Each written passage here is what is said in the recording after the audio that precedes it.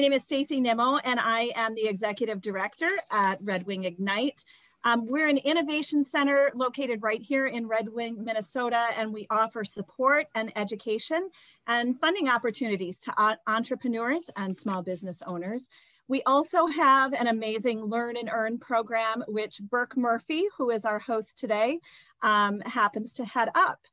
We partner with Minnesota College Southeast, local school districts, as well as area manufacturers to provide education and internships for high school juniors and seniors.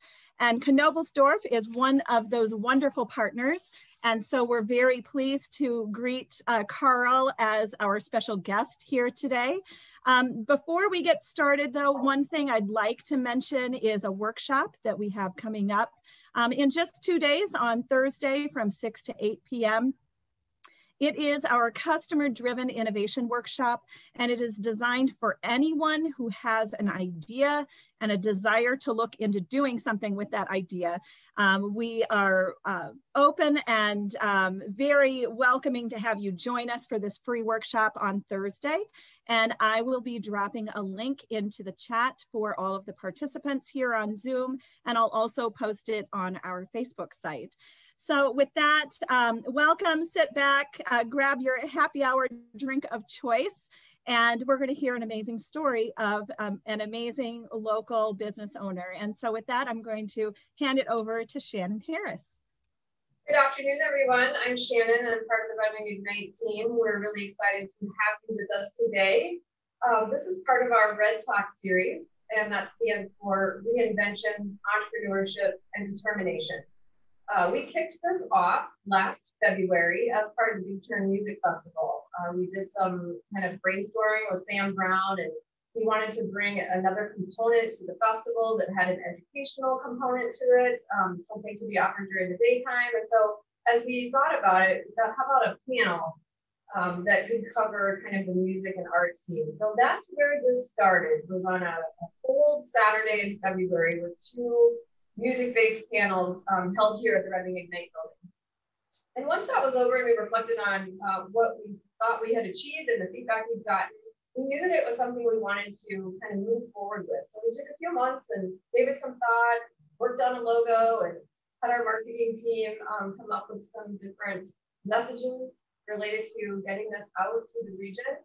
And we started in May. So this is our 8th session. Karl will be our 8th guest. We've heard from a whole host of local entrepreneurs, regional entrepreneurs, and we're trying to highlight, elevate, and tell the story of those folks that have a relationship to Red Wing and or Red Wing Ignite based in this region. There's some really amazing entrepreneurial stories.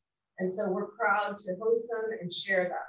So it's exciting to be live on Facebook today. We're glad that technology works. This is also being recorded, and you'll be able to find it on the Red Wing Ignite YouTube channel, as well as the previous Red Talk. So when you're out for your walk or going for a drive or just wanting to hear some really inspiring stories, take a listen to our YouTube channel and hear from some of your friends, neighbors, probably relatives. And I'm going to turn it over to Burke Murphy, our workforce lead, and she's going to get us started. Stacy, it's definitely wonderful to be here today with you as a part of the Red Wing Ignite team as workforce lead. As Stacy mentioned, I implement the Learn and Earn program. We're now in our 3rd year. We've been awarded a 2nd grant with the Minnesota Department of Labor and Industry, and we expanded in this 3rd year to include agribusiness. So we are seeking partnerships with within advanced manufacturing and agribusiness throughout Goodhue County. Even in a time of COVID, we're managing to deliver a lot of exposure, experience, and access to our students virtually, at least so far. So it is my pleasure today to be speaking with Karl Von Knobelsdorff. He is a graduate of Goodhue High School in 2004, and that really should resonate with any of our Learn and Earn students who are on this Zoom call with us, just to know what's possible. Karl, you have grown your company to be now noted as one of the fastest growing companies in the Midwest. And today, just today, you've been given the accolade of the accredited quality contractor by the Associated Builders and Contractors. So I know that that means a lot as a company that has 3 divisions across electrical, engineering, and energy. So please tell us take it away, Karl. How did you get from where you started to here, which is so magnificent? It took a lot of great people to get where we are today, and that award that we got today definitely speaks volumes to all the great people that are on this team and the great work that they do. And to get recognized for that is, it speaks highly for all the people that we have here. So couldn't do it without them. Absolutely. Well, and I love that about you and your company, that you really celebrate your team a lot and you recognize them. But what kicked off your career field back in '04? Well, my career field started, my dad started this company in 1988. So my career field started when I was 1988, I would have been 3. So, started at a young age, but, it was working with him on weekends, holidays, after school. And that's kind of what got me into the trade was working with him. So. And so that's how you gained your skills. But was there a reckoning where you connected what you did well with what you love doing? So once I got done with high school, I really didn't think I wanted anything to do with the family business. And I went off and rode dirt bikes and traveled around the country doing that and got sick of traveling. So I came home and farmed with a neighbor. And then it was, time to get a real job. And my dad contacted me and said he needed help at a plant, a local facility, and started working nights running conduit. And 15 years later, here we are. So, my gosh. So you hadn't necessarily foreseen that you would become a business owner? Not at all. Not nope. At all. Mm-hmm. Mm-hmm. Well, I'm interested in how you managed to grow this business from whatever the number was. When I met you just a year ago, it was 183, and I've just learned that it's 287. That's extraordinary growth. What kind of skills have you developed over the years to grow a business like this? Yeah, I mean, for me, like I said, I'm just a high school graduate, so I think that's a good indication to people that you don't need an MBA, a college degree to make something of yourself, right? It's hard work, determination, and uncommon sense will get you a long way in this world. So I think to me that's a passion that I have in why we're part of this Learn and Earn program. When I went to school, I wasn't going to go to college. I didn't plan to go to Votech. I had a full-time job since I was 15 years old. I worked nights at a diesel mechanic shop. So went to high school, then worked nights and rode dirt bikes. That was my high school. And the teachers and specifically a guidance counselor I had back then told me I'd never amount to anything because I wasn't going to go to college. And I think that's the wrong message to kids, right? Not everybody's meant to go to college. And right. Having a college degree doesn't make you more intelligent than somebody else, right? It's the right path for some people, but it's not for everybody. Right. So I'm very passionate with talking to kids about, you don't need to go to college to have a great career, right? To be happy. And so I, went through school and I worked when I was in school. And like I said, got done with school and traveled for a little while, then came back and started to work. And I enjoyed working. So common sense and a good work ethic will get you a long way in life. And you just got to pay attention to what's important and being able to communicate is very important, teaching kids life skills and just how to communicate with other people. If you can communicate with people and articulate what you need and how you feel and understand and be able to listen to other people, that goes a long way. So that's definitely helped me over the years and why we've been able to be successful. So, and just, being able to admit when you don't know something, right? And being able to ask for help and, that's definitely important. So I agree. My mother always said we're all only as good as our support system. And I think that you do such an incredible job of recognizing the support system that you have. I love it. But I also love that you emphasize communication, because today it seems to be one of the biggest deficits for our young people. And I don't know how much that has to do with social media and the lack of the kind of communication that I grew up with, one-to-one, FaceTime, Yep. I mean, real time, you know. Do you have a certain kind of training that you put new people through that come into Knobelsdorff to prepare them to be, you know, really a part of your team? Yeah, so we have a division within the company called KE University, which is just focused specifically to training, and part of that training is onboarding. So depending on the position that you're coming into in the company, onboarding you into the organization is very important. So part of that is communications and, you know, understanding how to talk with people, communicate with people, listen to understand, not listen to respond. KE University also does our technical training. So depending on the different skill sets we have in the company, the different positions, you got a whole different curriculum of training that you need to go through to advance to the next level, or just to maintain that current position. Training is very important to us, right? We have a shortage of skilled trades and skilled people in our workforce. So, you know, a big thing for us is finding young, talented, dedicated kids that know they don't maybe want to go to school, but they don't know what they want to do. And we'll bring them on and train them, right? We can teach the technical skill. It's hard to teach the uncommon sense, and you can't teach people to care, right? It's just, right. So finding kids that want to work and you know, want to be part of a team and feel like they have purpose and like they're involved with something that matters. And we'll teach the technical part. That's absolutely. Well, I hear that from many of our employers, and, you know, part of what catalyzed us to go after a grant with the Department of Labor and Industry was because of the skilled worker shortage, and because we really wanted to retain our young people here in Goodhue County.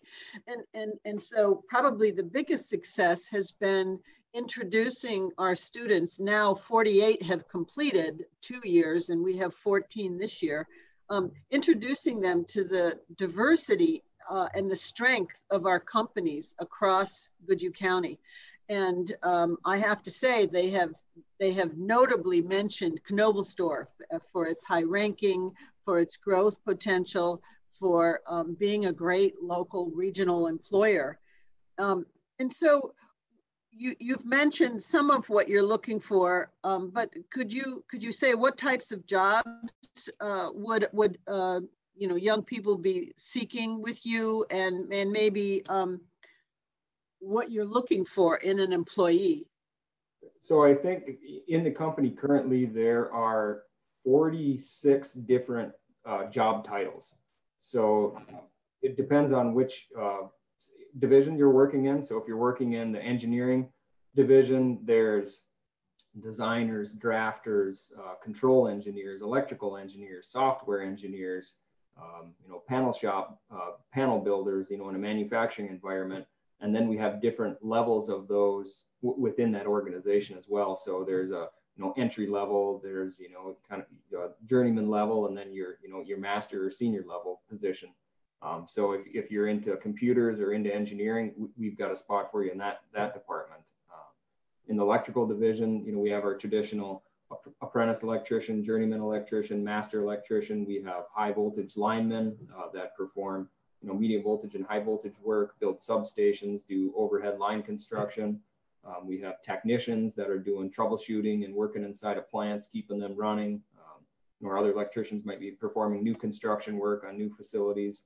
And then we have, you know, project coordinators, construction coordinators, construction managers, project managers. Wow. In our pre-construction group, we do a lot of design build work on that side of the company. So we not only are constructing the work, but we're also doing all the design on it. So we have pre-construction managers, estimators. You know, there are so many positions in that organization. You know, if you think you want to work behind a desk, if you think you want to work in the field, if you want to mix of both, we have a spot for you, right? Depending on what your skill set are and what you really want to do. On the renewable energy side of the company, you know, there's civil work. So we perform our own site grading, we build roads, drive pile. So we're looking for operators, we're looking for survey techs. You know, there's the whole pre-construction phase on that side of the business as well. Then we get into the mechanical building of the solar farms, where we have in Minnesota, it's required to be built by electricians, but in other states, that's done by mechanics or carpenters. So they don't require licenses in other states. Minnesota is kind of unique in that regard. So that's getting built by electricians, but they're actually building a structure, you know, setting steel columns and you know, bolting structural steel together and setting modules. And then electricians are right behind that, pulling wire and doing termination. And then they do commissioning to commission the sites. So we have a separate team that does commissioning on top of the construction activities. That side of the business also has what we call O&M, or operations and maintenance. So these are electricians and technicians that are working for the different owners of these solar farms, keeping them operational. So if they have something that's offline, they're going out to the site and getting that fixed and getting it back online, doing preventive maintenance on them to keep them, to make sure they're producing to the highest efficiency that they can. We also do mowing on those sites. So we take care of the vegetative maintenance, mowing the grass and weeds, fixing any erosion and ruts on the site. So pretty diverse group of skill sets that we need in that group as well. And then on the enterprise level of the company, you know, we obviously have all the finance and admin and HR, you know, tools and equipment management, and you know, there's, you name it, whatever you have for an interest, we probably have a career for you. And I think that's some of the most exciting things that we can offer people is you can come into the company and start doing one thing, and in 5 years be doing something completely different. So yeah, we really like to promote that with the kids of, you know, if you come to work and you think you have your mindset on being an electrician, but as you get into that career path and through the apprenticeship program, you realize that, hey, I really like what's going on with the automation group and PLCs and, you know, SCADA systems really interest me. Great. We're going to try to find a way to get you involved with that to see if you like it. And then you can, you know, move your career over to that division. So. Fantastic. You know, I'm curious what drew you to the expansion in the renewable energy field? Was it because of demand, or was it because of the Minnesota requires electricians to do that work? How did you expand in that direction? So really how we got started in renewables was we had a project manager that was working for us that had a relationship with a small solar developer that was working on developing some projects. And also through Excel, we do a lot of medium voltage electrical work for industrial facilities. So 4160, 12470, 345, you know, high voltage, what some people call it.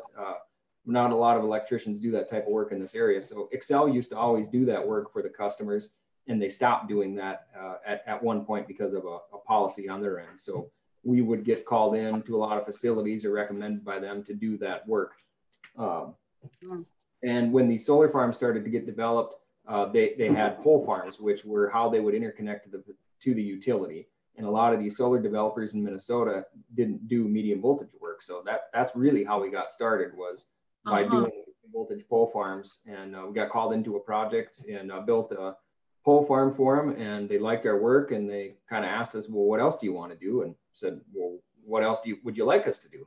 And then we started doing the AC distribution and underground work on one of the sites. And from there, it led us to do the DC work. And, you know, the developer really enjoyed working with us, and, you know, went on to the next project and said, well, what else do you want to do? And like always, I say, well, what do you want us to do? And so then we took over the DC scope. And on the next project, we then took over the mechanical scope and built the rack and set the modules, and, you know, developed a relationship with the developer then, and they liked our work and saw that, well, you guys are really performing all the work. Why don't we just hire you direct instead of dealing with this other, you know, contractor? And that's how we started doing EPC work. So amazing.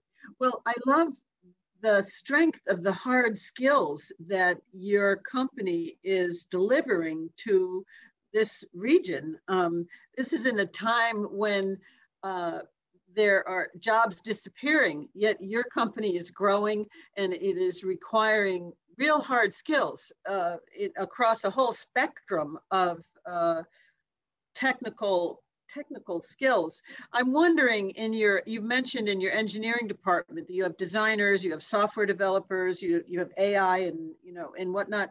What kind of IT skills do you look for or computer skills do you look for in employees? Well, in today's age, I mean, everybody's got to have a little bit of IT skill, right? And you know, everything is going electronic and done by a computer, and from, you know, timekeeping to, I mean, all of our drawings and project management information is all can be done from your phone. So, you know, everybody that comes in has to have some basic understanding of computers and you know, to be successful. On the engineering side, definitely it's with the world of you know, the Internet of Things, and, you know, the buzzword of IoT and everything going to Right. virtual, it's ever more, you know, prevalent. And, you know, it's amazing the factories that we work in and how sophisticated things are becoming, and everything's going virtual, and having, you know, everything's connected to the cloud, and the amount of information that's available to these plant operators, you know, at their fingertips is pretty cool. Absolutely. Well, yeah, there's a real need for what we call digital literacy, and I mean, it's great to hear you speak about it in real terms, that project management could happen by your phone, you know, and that it's students need to know more than text messaging. Yes, yeah, texting is definitely not a skill set that we look for. You know? That's what I'm not surprised. Well. The other thing I wanted to say is that I noticed from your current award, the award from ABC, was that you deliver services across the country. You're not just delivering this service to Goodhue County or Southeast Minnesota, but all over the United States. And can you speak about that, how you've expanded to be a national company? Yeah, for us, that, I mean, it really started, I mean, when I started doing this, it was out of the ordinary to drive to the cities, right? All of our work was within 25 miles, and you worked in Lake City, Cannon Falls, and Broda, Pine Island, and going to Rochester was a stretch, right? So, you know, Yes. our geographic area grew based on customers saying, we want you to come work here, right? We like your work. We want you to come do this project for us. And I mean, it really, for me, roots back to kind of 3 to 4 key customers that we built relationships with, served very well. And when they'd come to us and ask us, hey, would you be interested in doing this? We'd say yes, right? And that led to another relationship with another owner or another general contractor, who then we got to know, built a relationship with, and said, hey, will you come here? And you'd say yes. And that's really how we started growing. So it went from working in that, you know, 35-mile radius to 65 to 75 to 120 to 500, 700 to, you know, now we'll go anywhere that's right for our people and for our customer. And we really look at it in that order, right? It's our people are the most important thing to our company, right? If we take care of our people take care of our customer, and our customer takes care of us. So the first thing we look at when the customer comes to us is, does this fit our workforce and our skill set? You know, is this the right opportunity for our people? Yes. Okay. Now, can we take this on and provide the most value to our customer? Yes. Okay. We'll look at it for you. And that's really what's led us to all the states that we're working in now. I mean, there's a lot of them, right? And they all bring their own unique set of challenges of different licensing requirements and business requirements and tax and you know, workforce and finding people. And right.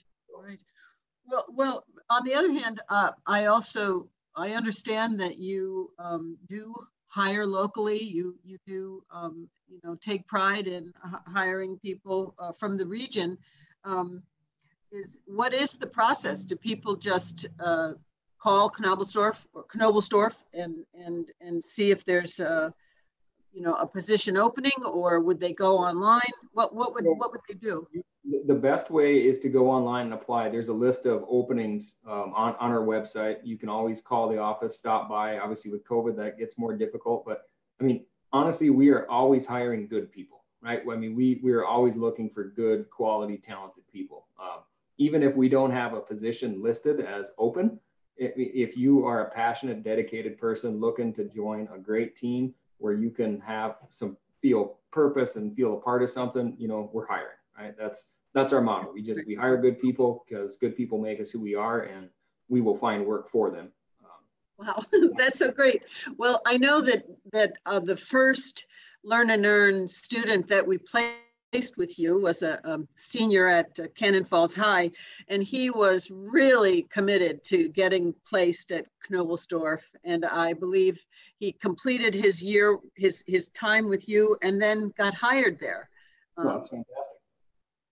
Yeah. So we're very proud that he is working with Knobelsdorff, because it really was what he was passionate about, and it was the company he saw himself being with. So for us, that's a great success story. Well, I'm just wondering, could you explain for our listeners who your customers might be, here in Minnesota, so we have some idea? Sure. So, I mean, in Minnesota, on the electrical and engineering side, we predominantly serve, industrial manufacturing, food processing, mining, metals. If you make something, you're our customer, right? We also serve the ag industry quite heavily. We do some commercial work, serving, commercial contractors, building buildings, a little bit of municipality work. Locally, we do some residential work. So customers in Red Wing, like Red Wing Grain, ADM, USG, Red Wing Shoe, those are some of our BIC. Those are customers that we have right in Red Wing. Lake City would be Hearth and Home Technologies, Federal Mogul, Ardent Mills. Again, if you manufacture something or make something, you're our core customer, right? That's where we kind of strive and do the best work. So on the renewable side of the company, it's a lot of different developers in the state that are coming in to build these projects. So Nokomis Partners is a great customer of ours. Nautilus, New Energy Equity, NextEra are some of our big customers on the renewable side. I see. Well, do you see a future for sustainable renewable energy? There is a lot of activity in the renewables market in Minnesota. It started with the community solar program, which everybody's heard a lot about, which that was a very successful program in Minnesota. There's still projects getting built, not near as many, but there's also a big push in the utility market coming up, where you're going to start seeing the 50, 100, 200 megawatt sites getting built that will be under the utility interconnect. So you're going to see a lot of that in Minnesota in the next 2 to 5 years. So then along with that, you got the battery storage technology that's really coming to light in the last few years. So don't be surprised to see every solar site will have a battery connected to it, in the next 5 to 10 years as that technology continues to advance. The other thing we're seeing a lot of interest in is behind the meter solar.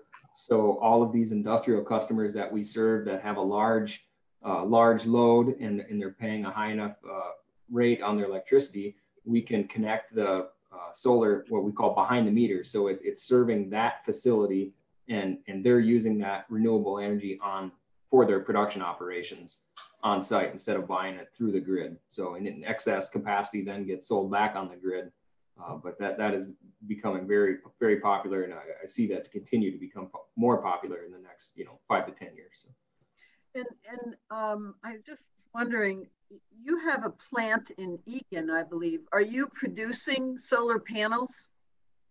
No, so our Eagan facility is predominantly our engineering group. So that's where all of our controls engineers, electrical engineers are housed out of, as well as we have a UL 508 panel shop up there. So we manufacture industrial control panels at that facility. So most of those panels are built for our own projects, but we also have a large OEM customer base where we're building panels for other customers that they're installing as part of their automation systems. So are you seeing a growth? This is more than a trend. This is more than a trend in terms of business development and investment in solar energy. Absolutely. We don't see that going anywhere in the next 5 years, right? I mean, it's the trend is continuing upward. More gigawatts of solar are coming online every year, year after year. So it definitely is an upward trend, and we're excited to be a part of it. So. Well, I don't want to jump to this concluding question, but I do want to ask, where do you see your company in the next 5 to 10 years? Wherever our people take us, I mean, it's all about good people, and we expect to continue to grow and continue to put out, top quality projects and continue to hire and employ, great people. So that for me is probably the most rewarding part of this job, is watching people develop and come in as an entry-level person, and in that, 4 to 7 years be running a division or be in charge of projects, and just, watching people mature and grow and learn and move through different things in the company, that's rewarding for me. So. Well, you're quite an asset, because that's a wonderful commitment to developing local skills and opportunities. I do know that you have an entry-level apprenticeship program. Can you speak about that a little bit? Yeah, so our apprenticeship program, again, is run through our KE University, and that's a 4-year program for our apprentices as they work their way through from entry level to taking their journeyman test and becoming a journeyman electrician. So, it covers a broad range of topics for them, from, theory and code and in the basics down to hands-on stuff on how to, lay out a square and how to bend conduit and how to wire a motor. And we teach them fiber optics and Ethernet and, control systems. And it's a fantastic program and continues to get better every year. So. Do you have any girls training to do this work in the We field? do, yeah. Yep. We actually have, there's several, female employees that we have, and, they're just as dedicated and passionate as the male ones, for sure. So we have one that graduated recently. I think she's from Goodhue High School. And I still remember going in to talk to the school kids. And I mean, she was the most engaged out of that class and excited. And I remember coming back and telling them, I'm like, I know we're going to have a new employee here. It's give it 6 months. And, oh, that's so great. I think right now she's working on the renewable side of the company and working in the solar division as an apprentice electrician. So. Apprentice electrician. I mean, that's just so encouraging. Hey, Burke, we have a question related to that. So, Karl, we have a question that someone asked, how does someone get involved in the apprenticeship program? Is that also on your website, how they would apply? Yep. So you can apply for the apprentice electrician through our website, and they're again always hiring good people. So. And then while we're at questions, I'm going to ask one more from our audience, and that was: did you build each division of the company from startup, or were there other companies that you purchased along the way? We have never purchased another company. So it was 2 years ago that we kind of split out into the separate divisions. Otherwise, we used to always operate under the name Knobelsdorff Electric, which just got a little bit fuzzy as we grew and started to provide so many different services. You'd get the question of, well, what do you mean you do electrical engineering? Your name's Knobelsdorff Electric, or you're a systems integrator, but it says Knobelsdorff Electric. Well, yeah, okay, that's what our name says, but we do more than that. And same on the renewable side, as we got into performing EPC work, we would get looked over maybe, or, passed up, or somebody didn't want to come work for us because, oh, you're a contractor. You're not an EPC contractor. You're just an electrical contractor. So that's what, had us made that change to break out into the divisions. And as we grew, we knew we were going to need to do something along those lines as well, just to help with structure and process. So. Mm-hmm. Those are great questions, Shannan. Are there any more in the pipeline? We have one more that says, what advice would you give someone that was looking to expand and grow their own business? I guess it depends maybe what they're looking to expand into, but I mean, at the end of the day, business is not complicated. And I think, when you look at it, business is still between people.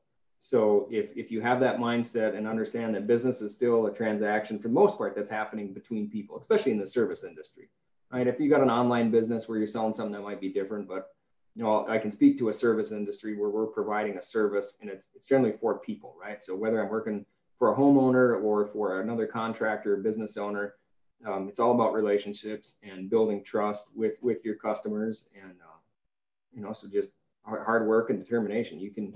You can accomplish anything if you're determined enough to do it. And another one that I always kind of hung my hat on was know what you don't know when to ask questions, and it's not what you know, it's who you know, right? So you don't always have to know the answer to everything, but know at least that you got that network of people you can reach out to ask that question when you don't, to get some help. Solid advice. Back to you, Burke. Well, your recent questions made me think about asking you what you would identify as some of the biggest challenges as a business owner. I would say people and politics.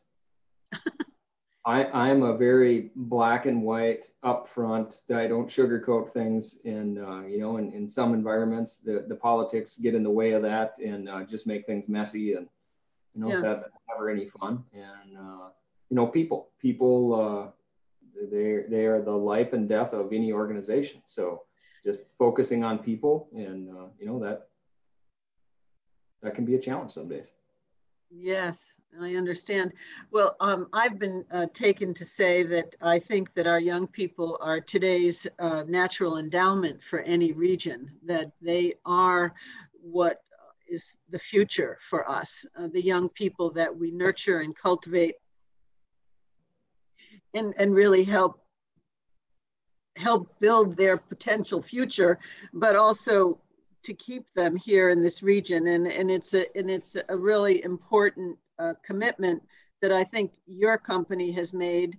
Certainly other companies that are employer partners with us, like Lodemeier's and Ag Partners, that are right there with you, and Goodhue, not to mention the companies that are with us here in Red Wing and in Lake City and in Cannon Falls.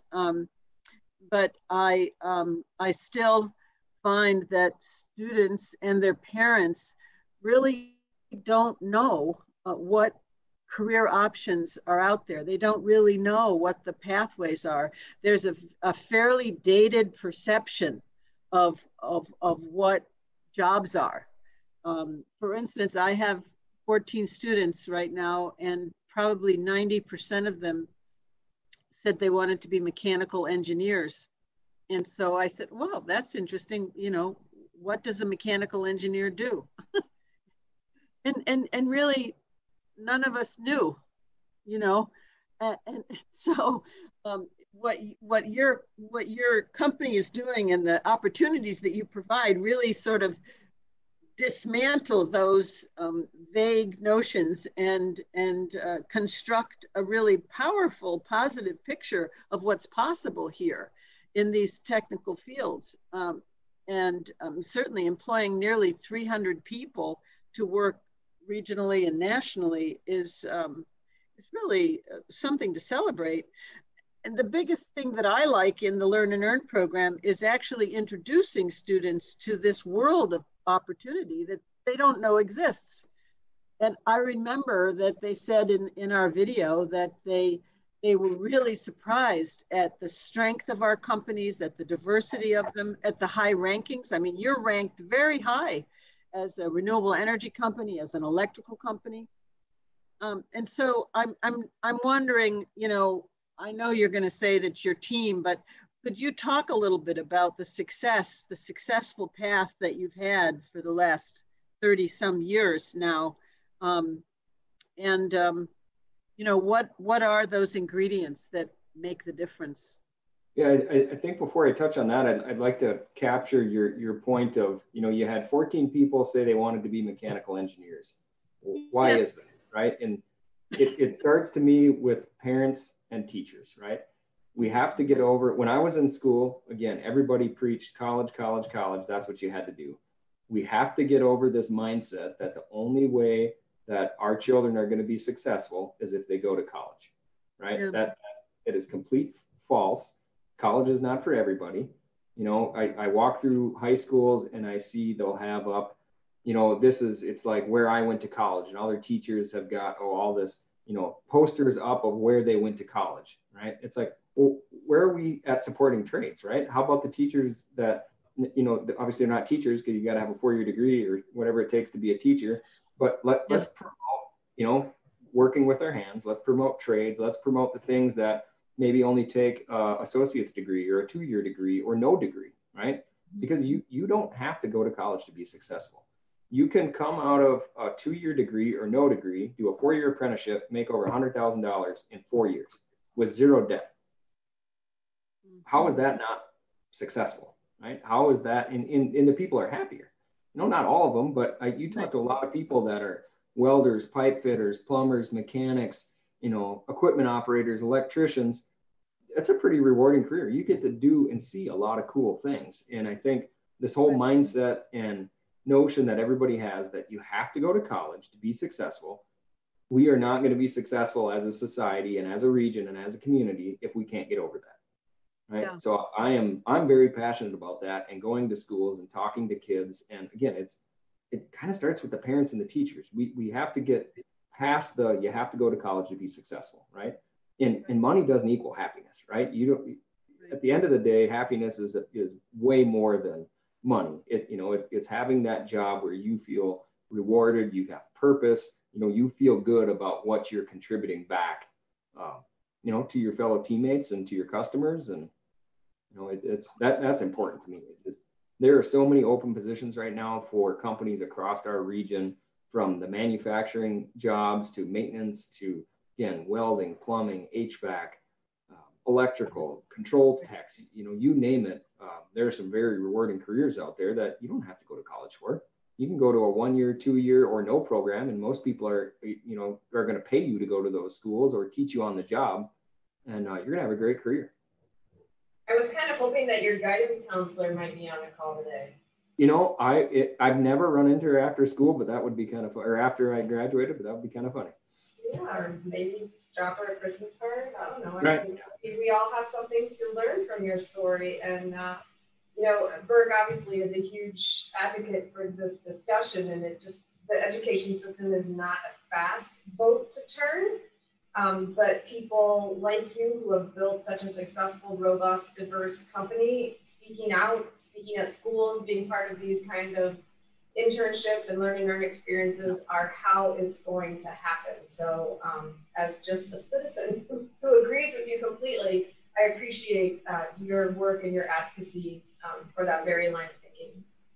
Yeah, and I think some of the other things, you know, we need to get back in our education system to teaching kids some of these things that you just used to assume people knew how to do. We have kids that will come to a job interview with their parents, right? That didn't used to happen. You taught them how to communicate before they got to that point, and you didn't have mom and dad along for a job interview. It happens a lot nowadays. Really? We have kids show up that don't know how to use a tape measure. They don't know how to use a shovel. That one blew my mind. Never used a shovel before. Didn't know how to do it. Right? I mean, just your basic math and some of those skills that you just thought people knew how to do, you know, because when we were growing up, I mean, you got taught how to use a tape measure, you got taught how to use a wrench, you got taught how to use a shovel, you know, balance a checkbook, do some of those things that, you know, you couldn't Google everything and look up how to do it. You actually had to learn it. And, you know, some of those basic skills, if I could make any recommendations for any, you know, young people looking to get into any trade whatsoever, just some of those basic life skills. You got to learn that stuff. You got to know that. We expect you to know how to wake up in the morning from your own alarm and get to work and be ready and, you know, have your lunch packed and, you know, be able to do manual labor, you know. Sorry to interrupt. Hey, Bert, do you want to comment? We have someone in the audience that's brought up the Flight Pass program here at Red Wing High School and kind of how they're looking at, you know, the various levels of education and the various alignment with career fields and how they're, you know, looking to place people in internships and, you know, just provide exposure. I didn't know if there's anything you wanted to add about that. Burke is part of that team. Well, the Winger Flight Path commitment to creating career path concentrations, I think that incorporate science, technology, engineering, and math is based more around building skills and aptitudes than it is on getting people into colleges. And so it's really connecting people with what they're good at, what they feel passionate about. And it's I would say, a very integrated approach to building life skills, connecting students with what they're good at, what they may really move from a place of interest to a place of passion. And this has been a huge shift in how education and training is being delivered in Red Wing, and I think they're doing an incredible job. And this was really supported by the whole community, supported by a community referendum to dedicate dollars towards this investment. Mick Wendland has done an incredible job, along with Jess Whitcomb, to help create a more level playing field, and remove those biases that led to not always the best outcomes for students, because I believe there was only maybe a 56% completion rate for students who went to college, to four-year college, and some of them took 5 and 6 years to finish. And as of course, it often comes with a debt load, and maybe at the end, a degree that doesn't have heart and meaning to them, which I would feel, bad about. So I think this has been one of the best things to happen to Red Wing High School, and it's a work in progress. But I believe there were 75 worksite placements, internships across a whole spectrum of industries and businesses in Red Wing, that students at Red Wing High were given the opportunity to explore. And I think that's really half the battle, is introducing students to the whole range of options and opportunities, to level the playing field, to make, without that bias and that perception that, it's 4 years or nothing, 4-year college or nothing. I personally had a guidance counselor that sounds a lot like yours, Karl. She told me, I wasn't going to college. I wasn't going anywhere. And of course, I was hell-bent to prove her wrong. But I went to a 2-year technical school, business college, and then I ended up going into a trade. And I didn't go back to finish a 4-year degree until I was 50. So, everybody's life path is different, and there isn't, there is no mandate to go straight from high school to a 4-year university anymore. In fact, the marketplace is telling students that's not the way to go. That's not. That's fantastic to hear. I would love to be involved with that program in Red Wing, and hopefully they can promote that, and some of our other local area schools can learn about it and implement that in their own school, because that's definitely what we need, as employers, and as well as people in the community. We want to, if we want to sustain our communities, we have to have people that want to stay and live in our communities, and have employers here, and have good workforce to support expansions of those employers. When they're looking at those things, if they got plants in multiple states, they look at that type of stuff, right? Do they have a good workforce around them? Does it make sense to add on here? Can we find the employees to fill these positions? So right. That's why I say our young people are the natural endowment. And it used to be natural resources that attracted investment of business and industry, and today it's talent. Today, the defining factor is whether you have the talent and the workforce. Well, I have to ask, because it's looming large, and that is how has the COVID-19 epidemic impacted KE? COVID has been an interesting ride for us, I'm sure, as it has been for everyone. It's the constant unknown, constant change, constant policy shift to, you got to have masks here, and you got to quarantine for this many days. And what if I was in contact with someone? And, again, we looked at it. It was all about people. How do we keep our people safe? How can we keep them working? And how do we make sure that they feel like they're supported and they can take care of their families? We have so many people with young kids who are, it seems like we're always on edge of, okay, this school's hybrid and this school's at home. And so I think there's some good that's come out of it for sure, right? There's also obviously been a lot of mental health issues that have come out of it. There's, been people sick. There's been people who have passed away, which has been terrible.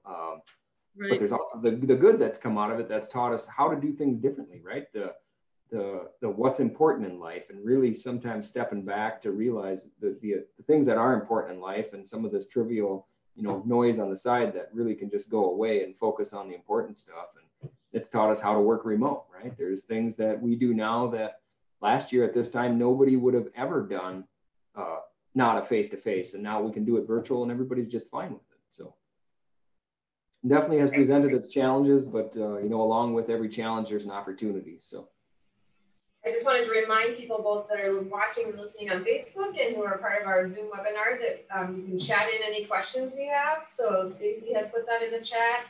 We don't have a lot of time left with Karl, but this is a great opportunity to engage with him about his company. So feel free.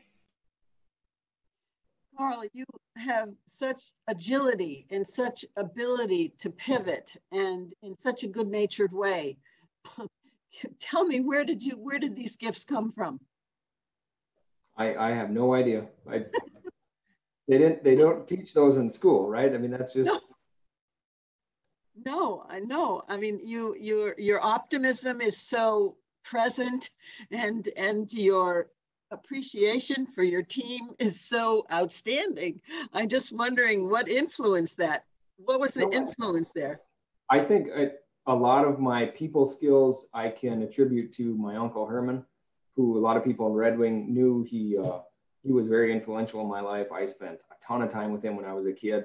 And he was a guy who donated, volunteered about every ounce of his time he had, right? He worked at the Goodhue County Jail, but he was a volunteer on the, water patrol, on snowmobile patrol, he taught youth ATV classes. He was a firearm safety instructor. He was involved in the Friendship Wagon Train, the Sheriff's Posse. Oh my gosh. And he was active in the community. He volunteered his time. And, he really enjoyed people, and he was a very charismatic, and he was a people person, so I think if I look back, a lot of my people skills probably came from spending time with him and learning from him. So that's wonderful. What a gift.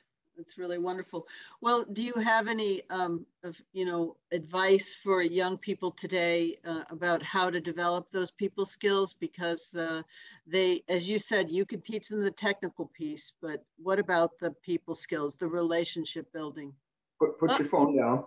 Put your phone down. That's okay. Down. Good. learn how to have a conversation with people, right? A conversation face-to-face with somebody, and even over Zoom now in Teams, right, is so much more rewarding.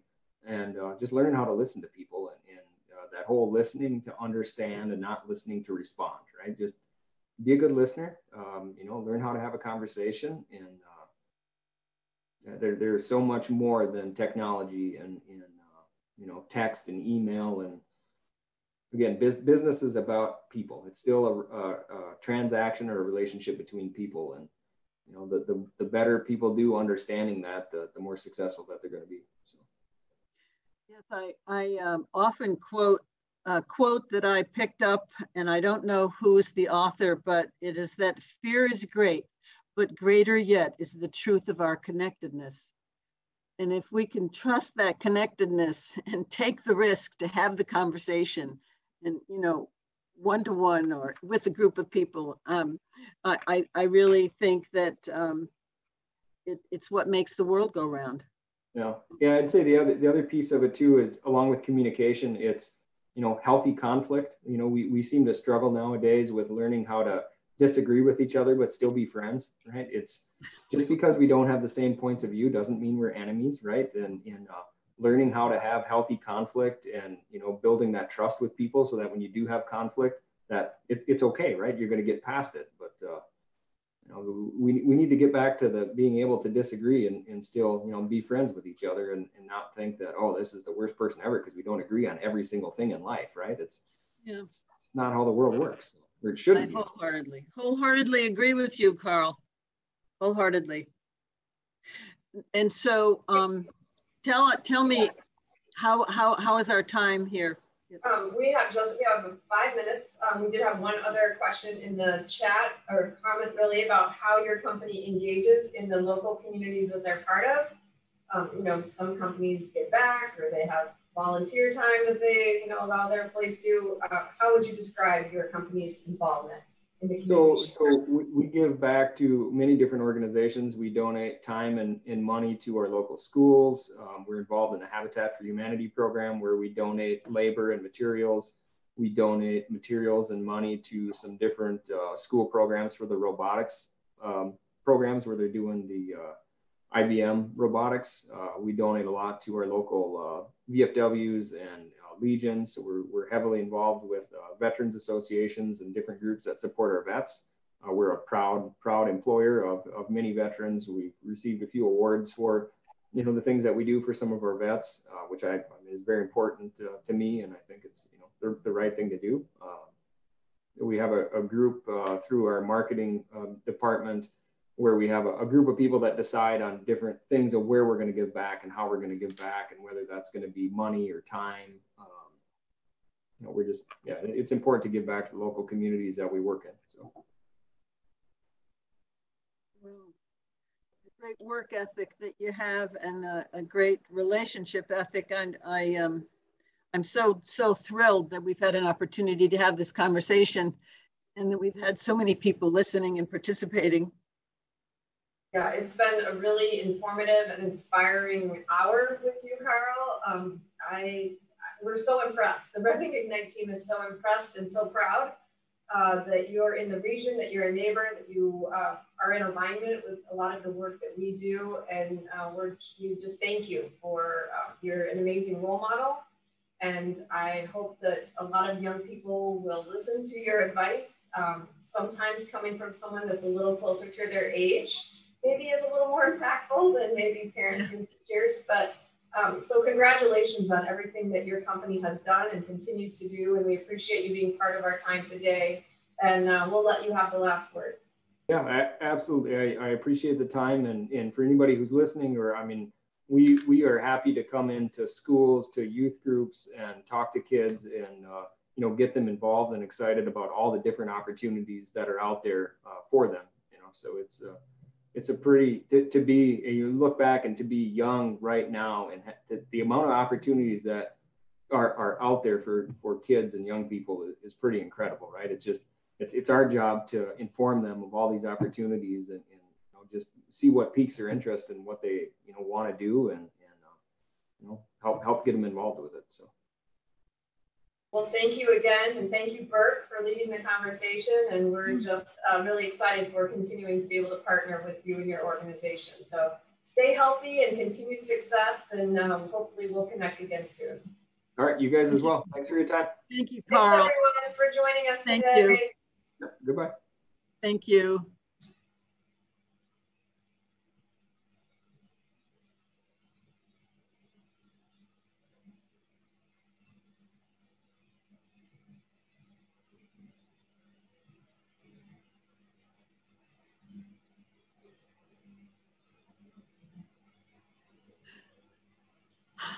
There's a few left still, but